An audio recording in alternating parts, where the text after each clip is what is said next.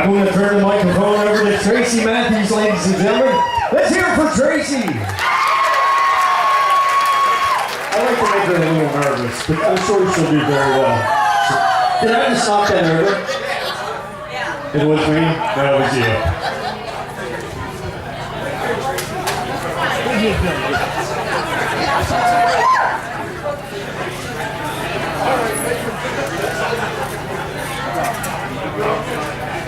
Okay, I'm totally listening to this. I didn't know it was Sound like there's a gun!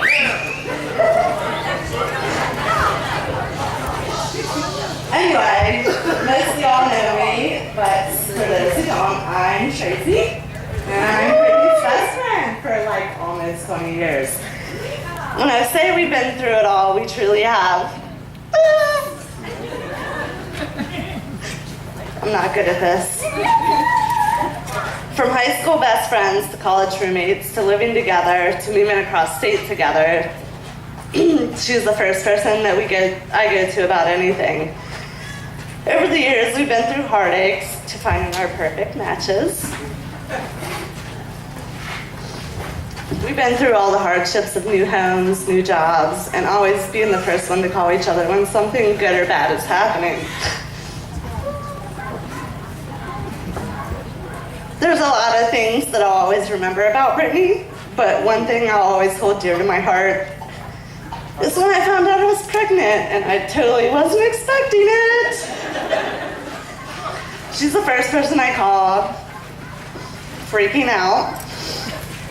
I was having all sorts of emotions, and she was the first person to assure me that everything was going to be okay, that she would be there for me regardless of anything. She's like, I got your back, whatever you need, I'm here. And they were at a horse show when this happened. And I'm like, oh my God, I'm going crazy. She was so excited to have a little flower girl or a ring bearer. And now we have little Miss Layla, who was the flower girl today. So anyway, enough about us. Now on to Brittany and Lee. When she first told me about him, I just knew it was him. I knew it was the person that she was going to marry. They started hanging out. Sorry. Then they became a little more serious. And right about the time we moved east is when it became serious. And I was their third wheel. I didn't know anyone else, and Lee took me right in. He was always the one that was like, whatever, bring Tracy, and we always did shots together, and he was the good one because Brittany don't do that. So he accepted me for me, and I stayed at his parents' house in the nephew's bed all the time. And the horses, yeah, we don't do horses. I don't do horses. So people would always ask me about Britt and her new boyfriend, and I'm like, dude, she's gonna marry him. Like, he is so perfect for her, and I knew it 7 years ago. 7 years ago, I knew it. So, you guys are so freaking perfect, and I'm so glad that you finally found it, because you freaking deserve it. I'm truly blessed to have Brittany and Lee in my life, and so proud to be Brittany's maid of honor. There's no place I'd rather be today. So in closing, one of my favorite quotes is, everybody has a best friend during each stage of their life, but only a precious few have the same one. I'm so glad we can check off another stage of our life together as best friends. So here's to a lifetime of happiness and love, and my best friend and her perfect match. I love you guys so much.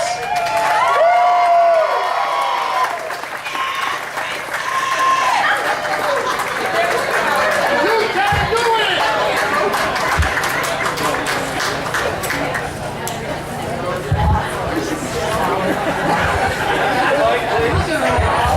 Thanks, Tracy. Thanks for the mic. So, Gavin, give Tracy a big round of applause. Awesome job. A lot of tears of joy. So, Gavin, You're the best man. You ready to do this? Not at all. Well, I'm going to turn the mic over to you. Best wishes and good luck. Thank you. I'm going to need it.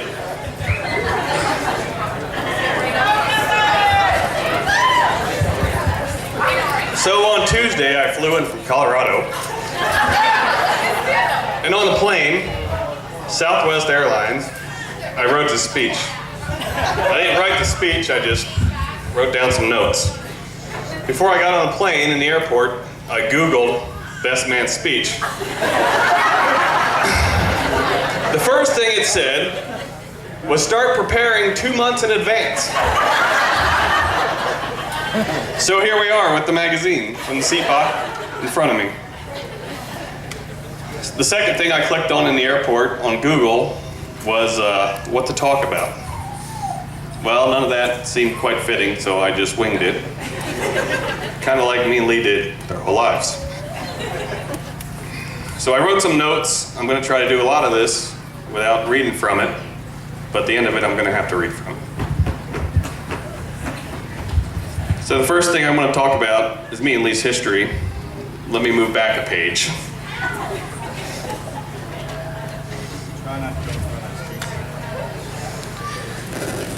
So me and Lee, actually I'm not even going to read from this because I don't know what page it's on. So I guess I'll talk to most of this side of the room because this side of the room already knows me. So me and Lee met a long time ago, junior high, high school, start of high school. And from the day we met, we hit it off.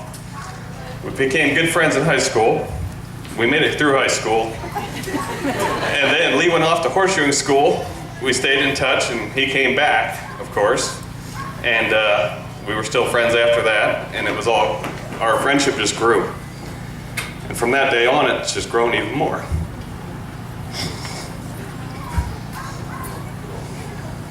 You can do it! Thank you. I'm gonna need a lot more of that. So after that, I moved to Colorado. And this was part of what I had written down, and I probably should be reading it from the book, but I'm not going to. Because I can't find that page. So as high school friends move on, and life happens, they grow apart.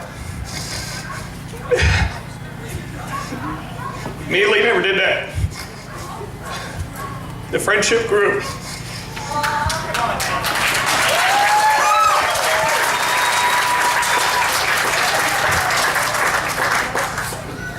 I think I've been in Colorado for 15 years now, and nothing's different from high school. It's all the same. That just shows the kind of guy that Lee Conley is. And I wouldn't be standing here today if I didn't believe in him 100% the whole time. There's more to say about that, but I'm not going to be able to do it. So I'll go back to my notes.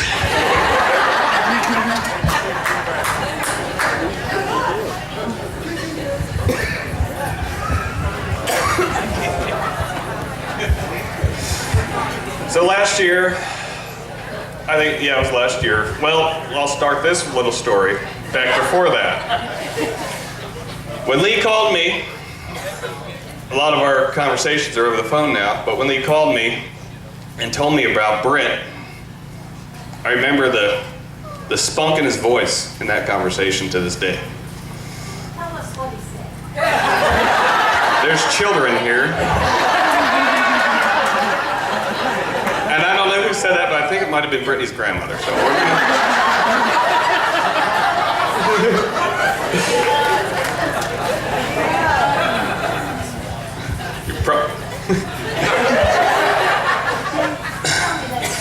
So I don't have much to say about that conversation. We'll go with that. But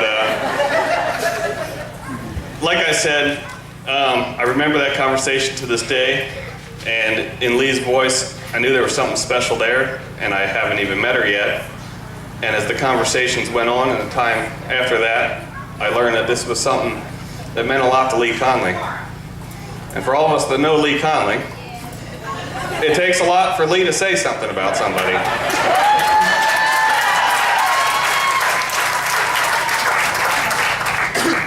So the first time, I don't know if it was the first time, but the first trip I remember about when Britt was there was a road trip, which me and Lee have been on many of road trips. It was a road trip to Ohio. I think Britt already knows what story this is. It was Brittany, Dennis, Lee, and myself. And when we left Ohio and I headed to Colorado, I thought to myself, well, if I hear about this girl in another week, she's a keeper.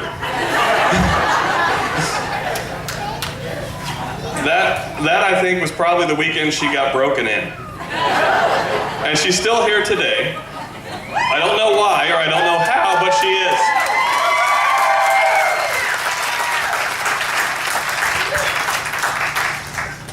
So then last fall, Lee and Brittany came out to Colorado, and I think it was probably the first road trip ever that me and Lee have been on where we weren't hauling horses or we weren't in a hurry to get somewhere. Lee had a timeline and he had an agenda for the trip, but after we all left, we realized it was not feasible. The amount of miles that Lee wanted to drive in 3 days, and it took the queen to reel the king in and tell him, Lee, we're not going there, we're not doing that. And the trip was a lot better after Brittany had a little hands on the GPS. But that trip I realized that Lee and Brittany are good for each other and they'll be together for a long time. I had a good trip, and I think so did they. So, let's go back to the list here, see where we're at. So when I walked up here, I looked at Lee's face, and I looked at my mom's face over here, and they were the same. Scared to death. So that reminded me of the last time I seen Lee's face look like that. So I'm going to tell this story real quick. I don't know how many years ago it was, but it was a long time ago. Me and Lee were headed somewhere to a barrel race somewhere down south. And we were driving through North Carolina in the middle of the night. And we were in the old regular cab Dodge. He's starting to remember the story, I think. And we had a discussion in the middle of the night as we're driving down the highway, hauling the horse trailer down to some horse show, I'm sure. And we got into an argument or a discussion over something, but I'm not sure what it was about, but it ended with, Willis, you got a better chance of getting hit by an airplane. So that kind of ended the conversation for about a half mile. And a half mile later, we passed a sign, and I don't remember exactly what it said, but it said something along the lines of Aviation Test Field, National Aviation Test Site ahead. So when we read that sign, Lee looked at me, and that was the look at his face when I grabbed this microphone and walked up here. So if you think I'm going to get out of here without roasting you, you got a better chance of getting hit by an airplane, buddy. We're on an airstrip. Somebody said yesterday, they don't land planes here anymore. I said, I guarantee this airstrip's still on some pilot's map. So in an emergency landing, we never know. So here we go. So this is the part I threw together on the plane. The rest of it I just winged. I gotta find this page. I know it's in here.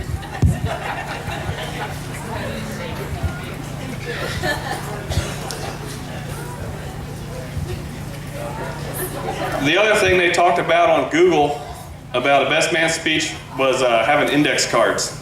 I didn't have index cards on the plane, but now I see why they talked about index cards. So, after saying that story, as we look at Britt and Lee, I'm going to think of some words that have came to my mind. First, when we look at Britt, we think of kind. We look at Lee, I think of Esau Buck. We look at Brittany tonight, this afternoon. She looks gorgeous. Everybody agree with that?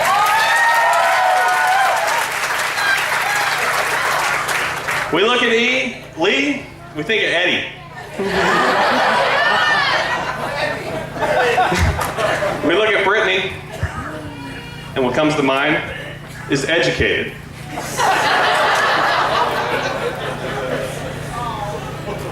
We look at Lee, we think of and these guys are laughing, we think of Bud Jr.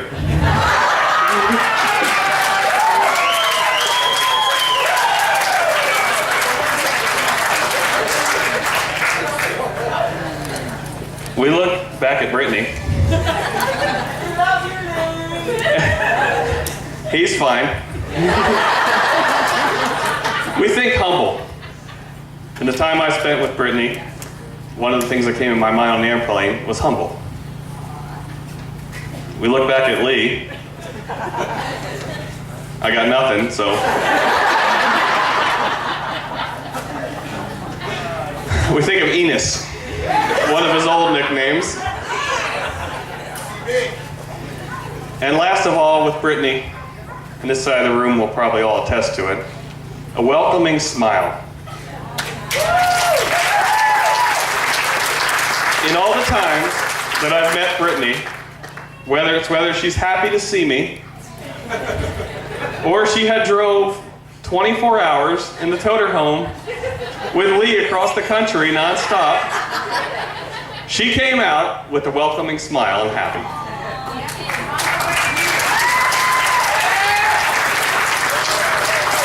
And last of all, we'll look back at Lee.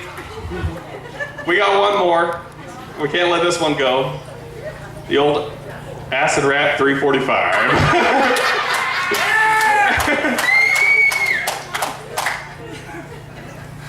So first of all, before I end this, anybody tired of this yet? Because I'll stop.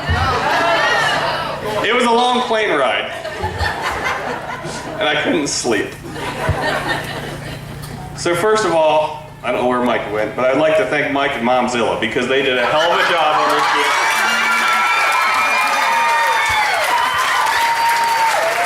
There he is.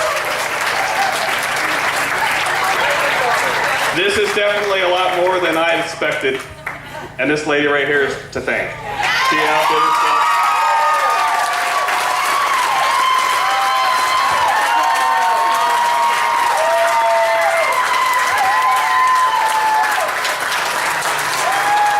I've been here since Wednesday working like a dog because of her, so let's...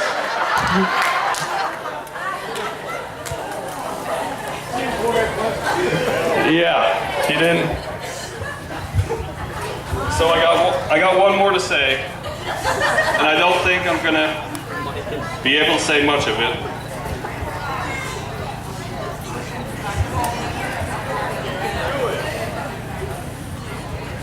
If I can find it.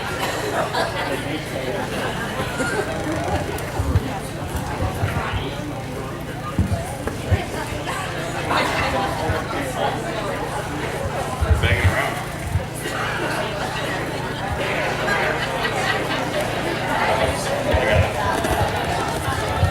So I can stand here and read all kinds of best man speeches off the internet, and I can tell you all kinds of stories about me and Lee. But when it comes down to it, Lee Conley and his group of friends are the best group of people for Brittany.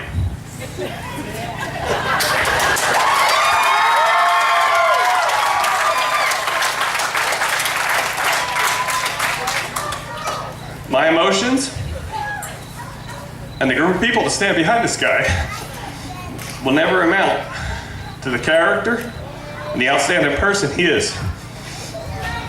And I mean that from the bottom of my heart. And I wouldn't miss it for the world.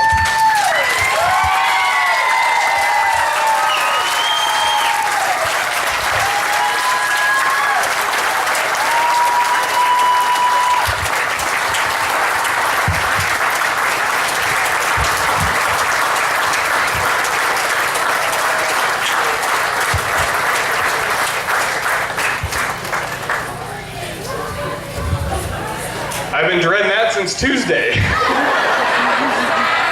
So now we can drink and have fun and dance like white people.